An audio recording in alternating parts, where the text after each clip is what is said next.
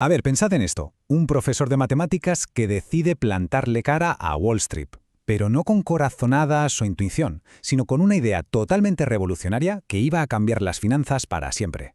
Esta es la historia de cómo los números, simple y llanamente, conquistaron el mercado. Esa frase es brutal. Es del propio Edward Thorpe. Y vamos, resume a la perfección el impacto que tuvo. Es que él no estaba simplemente invirtiendo en bolsa, estaba reescribiendo por completo las reglas del juego. Él y su equipo fueron los pioneros, los primerísimos quants, esos analistas cuantitativos que usaban las matemáticas y los ordenadores para decidir en un mundo que hasta ese momento se movía casi por pura intuición. Bueno, pues ¿cómo empieza todo esto? Nos vamos a 1969, cuando se funda Princeton Newport Partners. A diferencia de las firmas de la época, esta no iba de instintos, para nada. El motor, el corazón de todo esto eran las matemáticas, los ordenadores y una estrategia clave llamada cobertura, o como se dice en inglés, hedging. Pero, a ver, este gigante financiero tan revolucionario no nació en un rascacielos de Manhattan, ni mucho menos. Sus inicios fueron, la verdad, bastante más humildes y, bueno, muy prácticos. Y cuando digo en casa, es que fue literal. Thorpe montó el chiringuito desde su propia casa en Newport Beach. De hecho, es que tuvo que añadir una habitación en el segundo piso solo para poder gestionar todo el trabajo. La imagen es buenísima, ¿no? Una de las mentes financieras más brillantes de la historia, operando desde un despacho casero. Aquí está la clave de todo, la magia, la cobertura o hedging. La idea en el fondo es sencilla pero muy potente.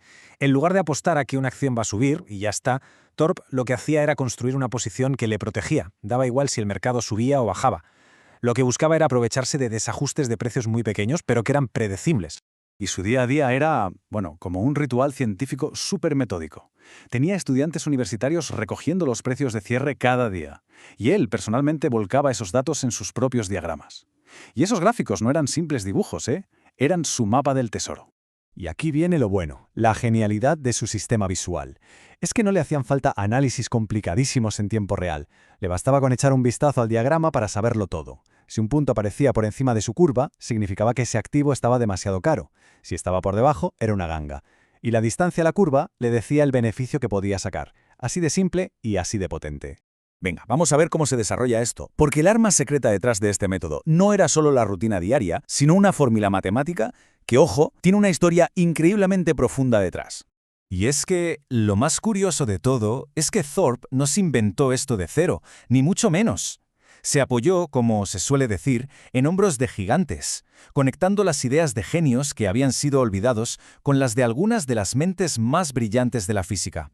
Fijaos en esta cronología, porque es de película. Todo arranca en el 1900, con un matemático francés, Louis Bachelier, cuya tesis pasó totalmente desapercibida. Luego, en 1905, Einstein, sin tener ni idea de esto, usa ecuaciones muy parecidas para describir el movimiento aleatorio de las partículas. Pasan décadas y Thorpe, de forma intuitiva, junta todas las piezas. Y poco después, Black y Scholes lo demuestran matemáticamente y por ello les dan un Nobel. ¡Increíble!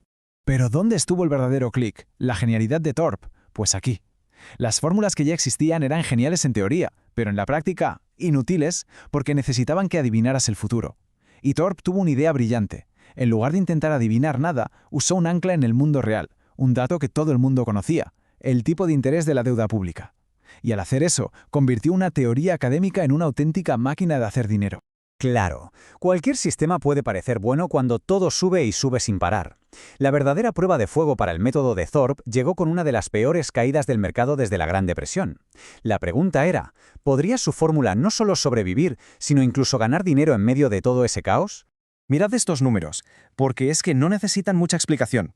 Mientras el mercado se hundía, pero una barbaridad, un 42% entre el 73 y el 74, la empresa de Thorpe, Princeton Newport Partners, ¿qué hacía? Ganaba un 16%. Una diferencia abismal que demostraba que su estrategia era a prueba de bombas. Para que nos hagamos una idea de lo que significa esto, si alguien hubiera metido $1.000 en el índice S&P 500, 2 años después tendría solo $618. Una ruina, vamos. Una pérdida devastadora para casi cualquier inversor. Y ahora, la otra cara de la moneda. Esos mismos $1.000, pero metidos en el fondo de Thorpe, habrían crecido hasta los 1.160. O sea, no es que no perdiera dinero en la peor crisis en décadas, es que encima obtuvo una rentabilidad súper sólida. Y por si fuera poco, justo en mitad de todo ese lío, en 1973, se abre un campo de juego completamente nuevo y gigantesco.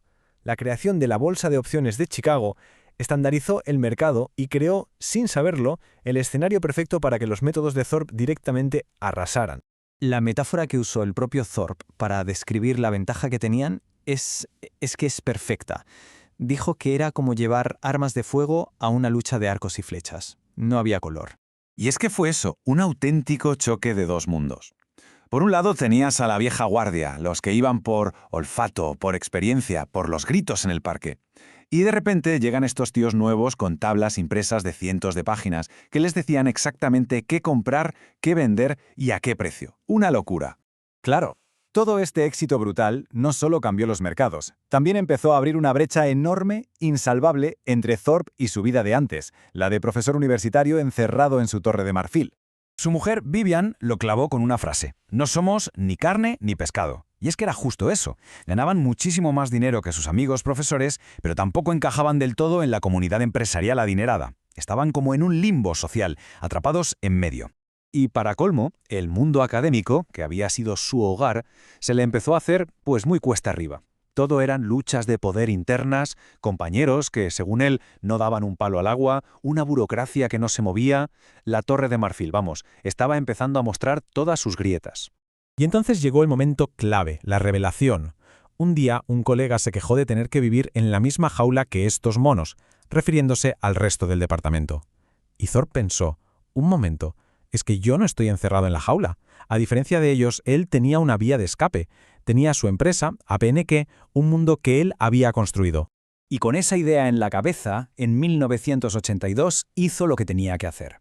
Renunció a su cátedra en la Universidad de California, que era el trabajo soñado para cualquier académico, y se lanzó de lleno a ese nuevo universo financiero que él mismo había ayudado a desatar. La historia de Thorpe, la verdad, nos deja pensando. Él usó las matemáticas y los ordenadores para darle la vuelta por completo al mundo de las finanzas. La gran pregunta ahora es, ¿qué otra industria está ahí fuera, ahora mismo, esperando a que llegue su propia revolución quant?